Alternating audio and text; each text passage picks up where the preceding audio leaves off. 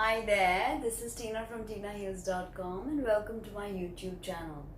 So in this video, I will be talking about the astrological aspect called the square, because I get a lot of queries about oppositions and squares, not so much about trines and sextiles. They are the more harmonious aspects, but the square is probably one of the most interesting aspects of tension. Okay, and it is the only one angular aspect that is possible between signs of a different sect. Okay, so a square happens with signs of the same modality, so between fixed to fixed, okay, cardinal to cardinal, mutable to mutable, right?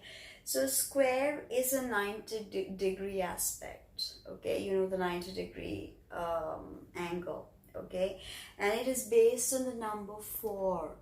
The number 4 is family, foundations, okay, our foundations, right? 4s are so very important. The 4 books, the 4 Vedas, the 4 books of the Bible, the 4 seasons, the 4 cardinal directions. So the number 4 is a very key component to how reality manifests itself, okay? And this is an aspect of tension, right? And it is only possible between signs of the same modality, right? So we have cardinal squares. That is Aries. Aries and Libra are day signs, and they square Cancer and Capricorn, which are night signs. So Aries, fire cardinal, Libra, air cardinal, both masculine, and they square these two signs, Cancer and Capricorn, both polarities. Do you see Libra, Aries are polarities, Cancer, Capricorn are polarities, day, night, okay, and they will square. So say any planet in Libra can square any planet in Capricorn or Cancer, okay. So now fixed is Taurus and Scorpio, which are signs of night, okay, both feminine. Fixed earth and fixed water, that is Scorpio, right? Taurus ruled by Venus, Scorpio ruled by Pluto and Mars, of course, and they square Leo and Aquarius. Leo fixed fire, ruled by the sun. Aquarius fixed air, ruled by Uranus and Saturn. So any planets that are in say Taurus, say Uranus is in Taurus, Uranus can square Aquarius. So Uranus and Taurus can square, say, Moon and Aquarius, and Uranus is the ruler of Aquarius. So this is very interesting. And of course then we have the mutables. We have Gemini and Sag, which are the signs of day, and we've got Virgo and Pisces, signs of night. Polarities, Sag and Gemini polarities, okay. This is Sag, opposite is Gemini.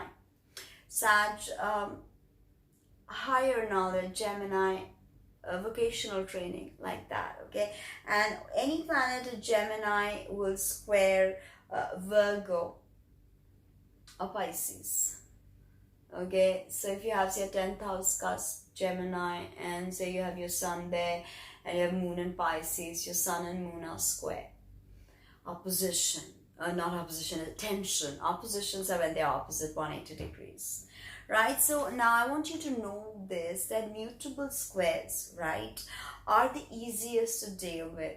So squares happening in, say, Gemini and Pisces, and when they are square Virgo and Sagittarius, then you know they are not so difficult to deal with. These squares, these very tense aspect, it loses some of its ferocity, okay, and cannot completely destabilize us. Now because remember why mutable squares It's because Gemini and Virgo are both ruled by Mercury, and Sag and Pisces are both ruled by Jupiter. So there is this harmonious exchange that is going on in the rulership department. So that's why mutable squares are the least potent of the lot. But squares are difficult, okay? When squares happen, it's like these two planets cannot express themselves. These two signs, they cannot come to an understanding. Everything is tense, everything is anxious. So a lot of hypertension, a lot of polarization with this aspect. So I thought that let's make a video on what is a square. I will of course be talking about oppositions, trines, sextiles, but this is the key. If you understand squares, then you understand where problems will occur in your life and how you might work through the problems. How do you solve a square? You come to a balance. Everything is ultimately about balance. That is what astrology teaches you. Everything is about balance. So like, comment, subscribe, share, and let me know what you think. Do you have squares in your natal chart? And is it a mutable square? Is it a fixed square? Is it a cardinal square? And how did it affect you? And what planets did they involve? Let me know in the comments below. Thank you.